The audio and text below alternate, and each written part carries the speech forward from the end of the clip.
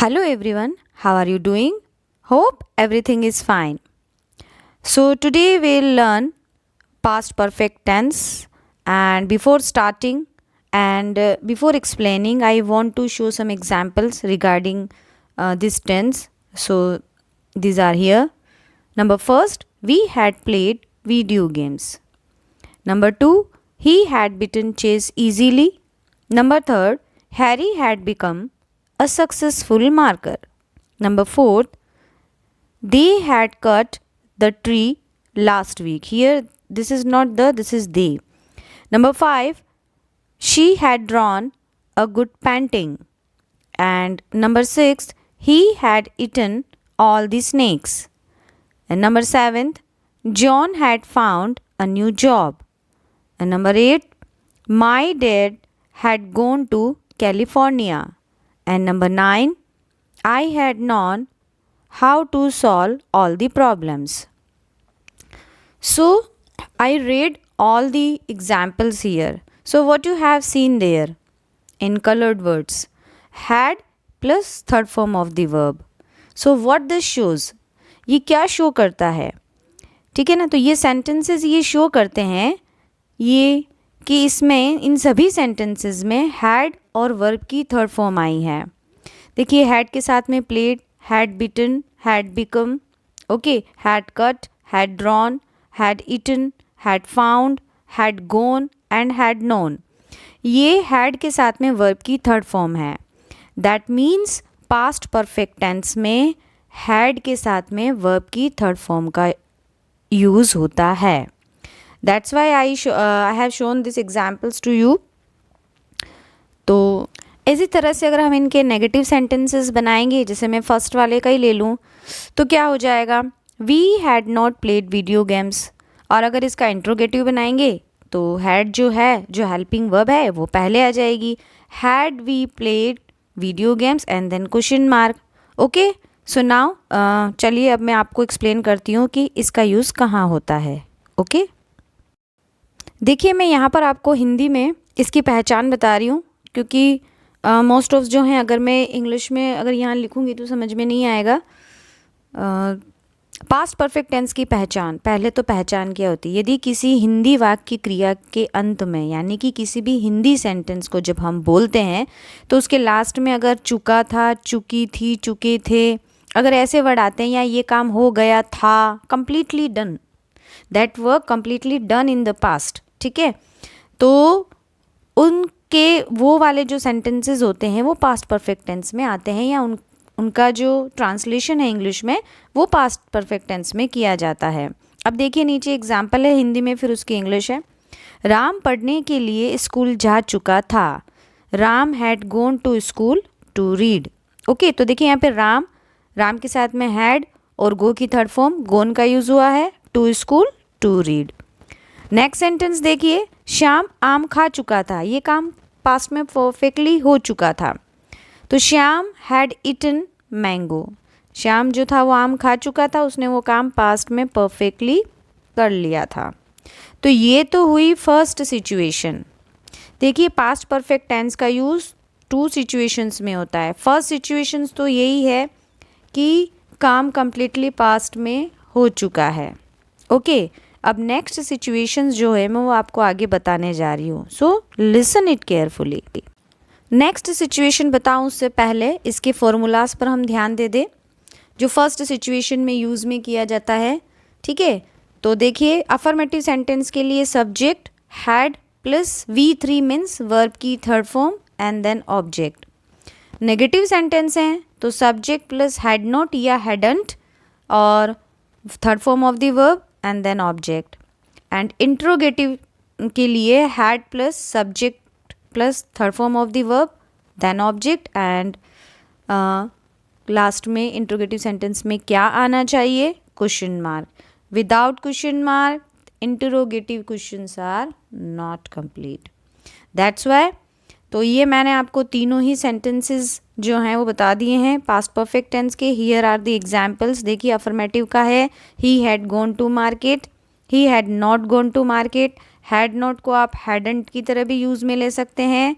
And last interrogative, had he gone to mark.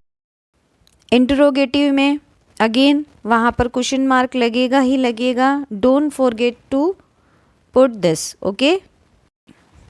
देखिए first situations तो मैंने आपको बता दी कि पास्ट परफेक्ट टेंस का यूज़ जो काम पास में कम्प्लीटली डन हो चुका है और had plus third form of the verb आती है उसके लिए होता है। देखिए नेक्स्ट सिचुएशन जिसका मोस्टली यूज़ किया जाता है पास्ट परफेक्ट टेंस में वो क्या है? Past perfect tense. Past perfect tense tells that an action was completed before another action in the past. Past perfect tense का यूज़ कहाँ पर होता है? जब एक एक्शन कम्प्लीटली डन हो जाता है दूसरे एक्शन के कंप्लीट होने से पहले, ठीक है। यानी कि एक काम कम्प्लीटली का हो चुका है, मतलब पूरा हो चुका है दूसरा काम होने से पहले, वो भी पास्ट में। अब मैं जो बोल रही हूँ उसको मैं एग्जाम्पल के तौर पे समझा रही हूँ। यहाँ पे एग्जाम्पल दे रखा है, Mohan had slept for 2 hours when we rang the bell. देखिए Mohan had slept for 2 hours when we rang the bell, यानी कि जब हमने बेल बजाई उससे पहले मोहन 2 घंटे सो चुका था। तो देखिए फर्स्ट जो इवेंट है Mohan had slept for 2 hours, ये काम कम्प्लीटली हो चुका था दूसरा काम होने से पहले, ठीक है ना। तो अब देख लीजिए कि यहाँ पर 2 सिचुएशंस हैं, ठीक है। इन 2 सिचुएशंस में फर्स्ट जो काम कंप्लीट हो चुका है उसके लिए यहाँ पर प्रेजेंट परफेक्ट टेंस का फॉर्मूला यूज़ किया गया है और सेकंड में पास्ट सिंपल टेंस का यूज़ किया गया है। फिर से यहाँ पे समझा रही हूँ। देखिए functions of the past perfect, जहाँ पर 2 सिचुएशंस के बारे में हम बात करें तो फर्स्ट सिचुएशन कंप्लीट हो चुकी होती है, दूसरी सिचुएशन कंप्लीट होने से पहले पास्ट में। तो फर्स्ट सिचुएशन जो होगी वो हमेशा पास्ट परफेक्ट टेंस के फॉर्मूले में यूज़ होगी और सेकंड सिचुएशन जो है वो हमेशा पास्ट सिंपल या पास्ट इंडेफिनिट टेंस में आएगी। चलिए फंक्शंस पे आ जाते हैं। The past perfect refers to a time earlier than before now. It is use to make it clear that one event happen before another in the past. तो इसका जो यूज़ होता है उससे क्लियर हो जाता है, जब हम सेंटेंस बनाते हैं उसमें क्लियर हो जाता है कि दूसरा इवेंट कंप्लीट होने से पहले पहला इवेंट कंप्लीट हो चुका होता है। It does not matter which event is mentioned first, इससे कोई फ़र्क नहीं पड़ता है कि कौन सा इवेंट पहले लिखा गया है, आपको क्लियरली पता चल जाएगा कि कौन सा काम पहले हो चुका है, तो वहाँ पर आपको पास्ट परफेक्ट टेंस का यूज़ करना है। The tens make it clear which one happen first. आप जब सेंटेंस को देखोगे पास्ट परफेक्ट टेंस के तो उससे पता चल जाएगा कि कौन सा इवेंट पहले कंप्लीट हुआ है। तो जो इवेंट फर्स्ट में कंप्लीट होता है उसमें आपको had plus third form of the verb यानी पास्ट परफेक्ट टेंस का फॉर्मूला यूज़ करते हुए, और उसके बाद में सेकंड इवेंट जो है उसके लिए आपको सिंपल पास्ट टेंस का यूज़ करना है। और ये मोस्टली कहाँ होता है? जब हम पास्ट परफेक्ट टेंस से सेंटेंस बनाते हैं उसमें बिफोर, आफ्टर, व्हेन और फॉर का यूज़ करते हैं, तब फर्स्ट और सेकंड इवेंट को कनेक्ट इस तरह से करते हैं। देखिए यहाँ पर 2 सिचुएशंस दे रखी हैं। इवेंट ए देख लीजिए, I had saved my document before the computer crashed. तो इवेंट ए में देख लीजिए कि I had saved my documents. तो देखिए हैड सेव्ड से पता चल रहा है कि इसमें पास्ट परफेक्ट टेंस का यूज़ हुआ है। तो दैट मीन्स क्या हुआ कि before the computer crashed, computer crash होने से पहले मैंने अपने डॉक्यूमेंट सेव कर लिए थे। तो मतलब डॉक्यूमेंट सेव करने का काम हो चुका था, ठीक है ना, कंप्यूटर क्रैश होने से पहले। तो अब आप यहाँ पर देख सकते हो कि इवेंट ए जो है वो कंप्लीटली बता रहा है कि काम डन है, that why we have use there the formula of past perfect tense. और इवेंट बी में सिंपल पास्ट टेंस का यूज़ हुआ है क्योंकि इसमें बिफोर का यूज़ आया है, ठीक है। अब नेक्स्ट देख लीजिए, इवेंट जो है नीचे इवेंट बी लिखा हुआ है व्हेन दे अराइव्ड। देखिए सिंपल पास्ट टेंस में लिखा हुआ है। Event A, we had already started cooking, हमने कुकिंग शुरू कर चुके थे हम, यानी जब वो पहुँचे उससे पहले हमने कुकिंग शुरू कर दी थी, यानी खाना पकाना शुरू कर दिया था, कर चुके थे।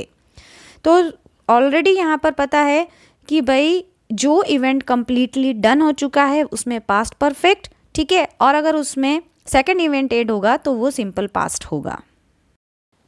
नो मैटर कि कौन सा जो इवेंट है आप उसको पहले लिख रहे हो या बाद में लिख रहे हो, ओके।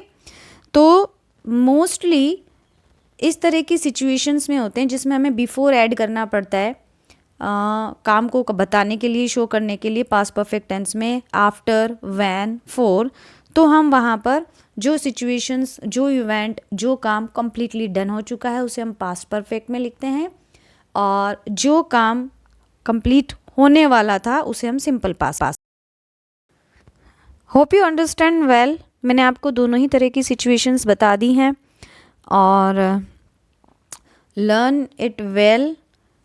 और मैं ये बात आपको पहले भी कह चुकी हूँ कि सबसे मोस्ट इम्पॉर्टेंट टॉपिक है इंग्लिश ग्रामर का टेंसेस।